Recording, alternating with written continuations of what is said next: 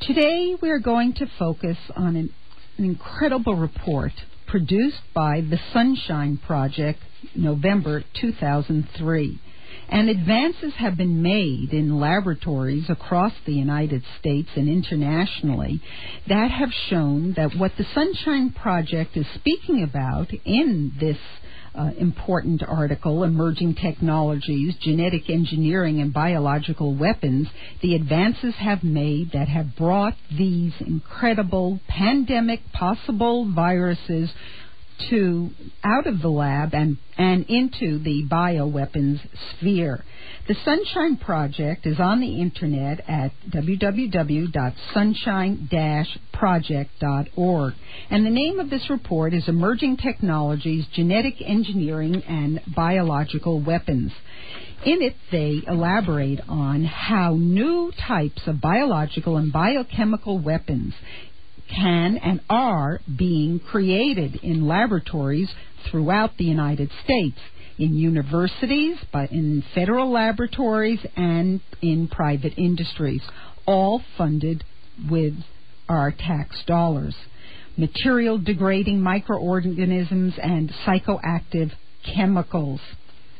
Then there are the manipulation of food crops as tools of biological warfare, and ethnically specific weapons, which hitherto have been thought to be impossible. But, as the Sunshine Project shows, this has become a real possibility and probability for biological and biochemical weapons. Ralph? It's not a question here of even possibility or probability. They are devising and creating the ethnically specific weapons. They've isolated those particular genomes that are specific to ethnic groupings, and it is those that they are building into a virus-specific and attack modality. The report by the Sunshine Project states what we present here may sound like science fiction. In fact, it is more science than fiction. It is already a reality. The most frightening developments are being witnessed in the United States, where the new technology is exploited to create new types of biological and biochemical weapons, including material degrading microorganisms and psychoactive chemicals, as you state, and genetic engineering is being deployed to offensive bioweapons programs, with the genetic manipulation of biowarfare agents such as anthrax or plague rendered into more efficient weapons. Barriers to such agents as smallpox, Ebola, and the Spanish flu are being eradicated by genetic and genomic techniques. This is exactly a program not just for weaponizing these pandemic viruses, but for preparing them for active dissemination. The new types of weapons, as you indicate, include the use of food crops as tools for biological warfare, impacting the seeds and the food supply itself at the crop level, such that the food that is grown and the food that is distributed will carry in it the very deadly viruses which will create an unstoppable pandemic. They are not working on methods of stopping such a thing. They are devising the mechanisms for implementing and for disseminating precisely such extraordinary, devastating unraveling of the fabric of life in the Sunshine Report. Ralph, I think it's important to note, just as after World War II, when the United States brought the Nazi rocket scientists, the German rocket scientists, here to the United States, so it is with the Soviet scientists who were advanced in many different aspects, as well as in the biowarfare. They were brought to the United States, such as Ken Abalek. Well, it's not just that arena. The doctors of death like Mengele and all of the specific eugenics Nazi scientists were integrated under Operation Paperclip into the development of such agents. In fact, the Kissinger work, which we will refer to later in the secret report of 1974, acknowledged that this was a program that had its origins in eugenics, but had its weapons application in the development of population control instruments across the planet. And that is what we are seeing unfolding here. A very simple genetic intervention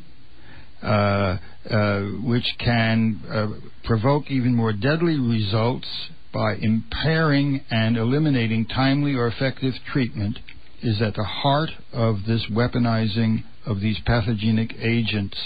And here is a particular application which was disclosed by the Sunshine Project, which is very evocative for me, as I'll indicate in a moment. Quote, many microorganisms are rapidly destroyed by bright sunshine. This was in fact the genesis of the name for the Sunshine Project.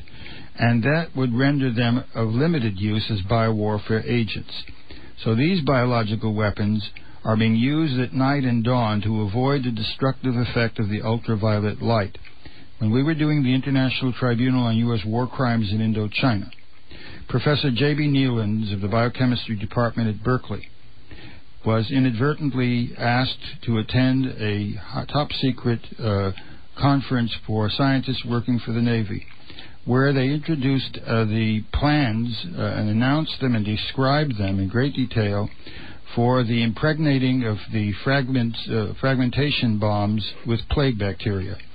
And as Nealons would report to the tribunal, central to this was to avoid the deleterious effects of ultraviolet rays by using these plague agents in Vietnam over the population at night when they would not be impacted by these rays. Very much, in fact, what we are now seeing acknowledged and described in the Sunshine Report disclosure. We need to summarize. We're at the end of our time for today, and we still have so much more to say. Well, Maya, every time we go into this subject, we are simply immersed in the enormity of it, the implications thereof, bioport redux. We will return to this in another part. We will have a part 5, but I would like to say the following.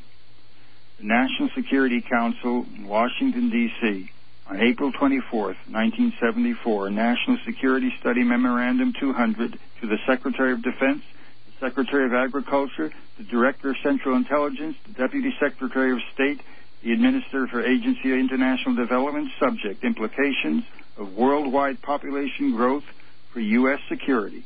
The President has directed a study of the impact of world population growth on United States security and overseas interests. The study should look forward to the year 2000 for alternative projections of eliminating population growth. This security directive, which was signed by Henry Kissinger, the implications of worldwide population growth for U.S. security and overseas interests, has a very specific content. How to eradicate population growth, how to contain populations, notably in Africa, Asia, and Latin America. What are the mechanisms for accomplishing that? The SSM-200 is about the destruction of populations on a global scale. It is a detailed document that we shall explore in full in shows to come, because we are describing here a war on the peoples of the world, unraveling the fabric of life, the design intent of bioweapons on the basis of a fiendish program, pitting the population of the world against the interests of a degenerate murder state apparatus. You are listening to Taking Aim with Ralph Schoenman and Maya Schoen. Creating the Next Pandemic, Unraveling the Fabric of Life will be on our website, www.takingaim.info. Contact us for audio tapes or CDs of this program and the complete set. We'll be with you in 2 weeks. We are preempted next week for the confirmation hearings of Bolton and Negroponte.